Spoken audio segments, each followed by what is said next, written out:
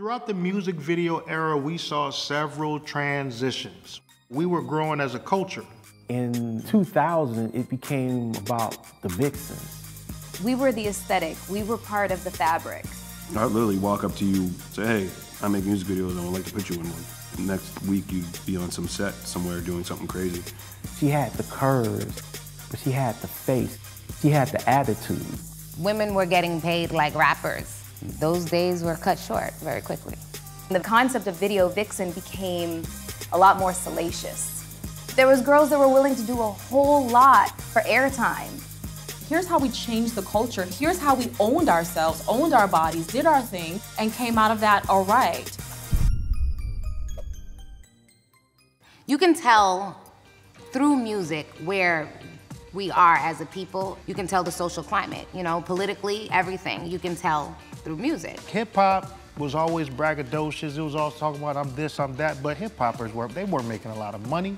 But when you start getting into the 90s, the early 2000s, we really start to see money. It was rock and roll. It was rock and roll. It was all the things that you heard about from the white girls. But, you know, it's set to a different time and in a different genre. Being a vixen is a female that's in a music video that was the lead girl, the main girl. She definitely has a stage presence, an aura that makes people want to know who she is. She had an it factor. She had something about her, not just visually pleasing, but she knew how to react to the camera. She wasn't a Vogue magazine model. She had the curves, but she had the face, and she looked like the chick that was around the way that you could get at. She got the attention and the eye of everyone, not just the artists, not just the directors, but the audience. The males wanted to see that. The girls wanted to be that. I remember looking at those girls and being like, oh, I just want to be in one music video. I just want to be in one video. Music video budgets back then, 400, 500. Some big artists were million. Music videos became a lot bigger. They became a lot more detail-oriented. They became like mini movies. Well, I think the budgets are so high because my competition isn't the Urban Act anymore. We can't come trying to, you know, compete with NSYNC, Britney, Christina, you know, with a $2 video. It just seemed like record companies were like battling to see who could have the most inflated budgets. This is when we were still selling physical music. There was money being made, money being spent. I could not do a video that wasn't in the club that didn't have the Cristal, because they were pushing that party lifestyle. They were pushing that we made it.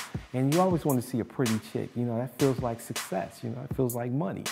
These girls at one point were making big money to star in these big budget videos, and they were stars in their own right. You know what it is, man? It's Rap City Q45. I got somebody very special stopping through the building, Gloria Velez. Women were getting paid like rappers. A lot of people didn't know how much money I was actually making. I don't like to talk like numbers, but yeah, I have no complaints about what I got paid. The phone calls maybe at 2 o'clock in the morning for a video the next day with a major artist. The bag, like, I was getting paid like $10,000 a video. These girls started to become just as popular as the artists. Melissa Ford, for some reason, people clicked. Like, what? Who's she? I think she was the one that just made everything look very classy, very beautiful, very effortless. You know, she was definitely not the typical stereotype of ditzy and, oh, she just want to be around the rappers type. Mainly I got into music videos because I was a university student and I was, you know, being offered American money, tax-free under the table, and the ability to travel and meet new people. And I mean, what 20-year-old girl's gonna pass that up? The first video was this video called Northern Touch. It's pretty obscure. Director X, he basically just said, you're the object of desire in this video. Maybe 3 days later, I get a call from Hype Williams people saying Hype Williams wants you to be in his next video. I was like, oh my God, Hype Williams, holy shit. Fast forward to March 2000, I'm on a $10 million yacht in Trinidad doing Big Pimpin' with Jay-Z. It was pretty unbelievable to actually be a part of that. I was standing on the top level of this yacht with another girl drinking Cristal. And I looked at it, I was like, can you believe that this is our life? She was like, for 3 days, this girl. I was like, yes.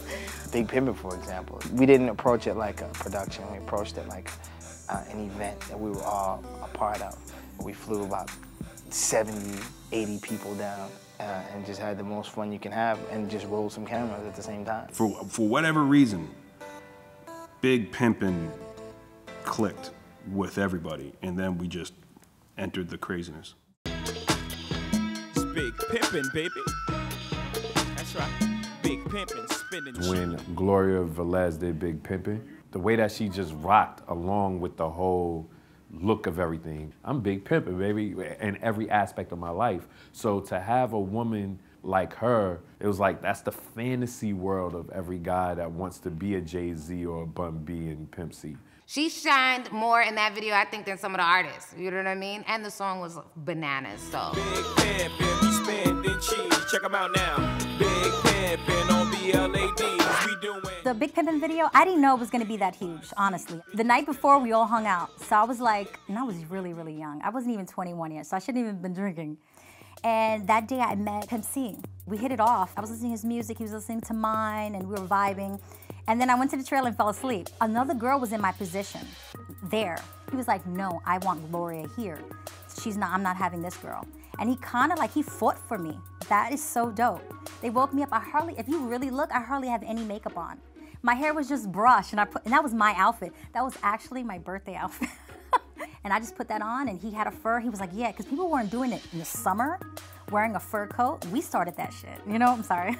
She got notoriety, and other girls got notoriety, and they became celebrities. I got one of the stars of Jay-Z's video, Gloria Velez right here. What's up, baby? What's the deal, baby? And you can check her out. She was in that XXL. She got a XXL. She got Eye Candy of the Year, and she's gonna be in the Source 2001 calendar, right? That's right. All right, so I'm gonna have her here, and you can get her at home, put on your wall and everything, and do what you do. You know what I'm saying? The audience was looking to see who the new girls were, and everyone wanted to know what their names were. So magazines like Vibe and XXL and some of the other urban or hip hop magazines started featuring the girls. Before social media and how email took off, everyone used to write in to say what they felt or how they felt about a particular issue. Yo, who's that girl in Ludacris video? And we were like, what? We're like, damn, why they ask about her? And then boom, another letter. I'll open up another one. Yo, who's that girl in Q-Tip video? Who is this girl in such and such video? We started King Magazine November 2001, and straight out the gate, our very first issue, we had Lila Arcieri, who we knew most from Q-Tip's Vibrant Thing video. So we knew earlier on that these girls were stars. They weren't just an accessory, they were something that, we had to deal with, and we were really excited to be able to introduce a platform that allowed them to consistently shine. Features became covers, multiple covers, calendars, and so I was a lot more like Pamela Anderson back then, just in terms of the merchandising of my image and it just being kind of everywhere. So I became like the blueprint, the foundation of video modeling, so to speak. I wasn't trying to do that, it just happened. As much as people want to get at, all the different magazines that covered these women back then, if not for those magazines, they would not have a voice. If you can go anywhere in the country and look at any newsstand in the country, you see a Gloria who's in Jay-Z's video next to Jay-Z on the cover. Woo! Now we talking like, let's bring this status up. We brought something different, And so they see you everywhere and they want to know more about you. They want to touch you. They want to be there. I think they represented for some women that were never even seen before, in mainstream.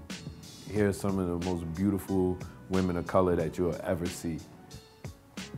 We used to get a lot of flack when we started King Magazine because we always had beautiful women of color on the cover. Yeah, bathing suits, bikinis, and it's like, oh, you guys are objectifying women. No, these are beautiful women. It's like, this is like a love letter, a tribute. Bringing that conversation from the barbershops in the hoods of America, especially in black neighborhoods, to the pages. And it was like a dream come true. Vixens and models gave the young black girl an alternative view of beauty. You know, like, I'm not going to ever look like this chick on Cosmo. But I can look like this chick on Black Men's Magazine or on Smooth Magazine, which wasn't much different, like their attire or anything else. They glorified our natural bodies. You know, it wasn't just one shape. They glorified all cultures of women. These video vixens will never get credit for making some little brown or black girl feel as if she's beautiful. They'll never get credit for making not only black and brown girls feel as if they're beautiful, but also influencing girls in white culture to say, hey, I want to look like that too. Until hip hop came along, beauty was still skinny girls, maybe some boobs was, oh my goodness, she's voluptuous, right? And then suddenly the world got to see what ass is all about. Like, why did Kim Kardashian say, you know what, this booty thing works? What video directors and casting directors realized was they could get girls that looked physically just like me from the strip club who were very, very, very comfortable being naked in front of cameras and pay them a whole lot less.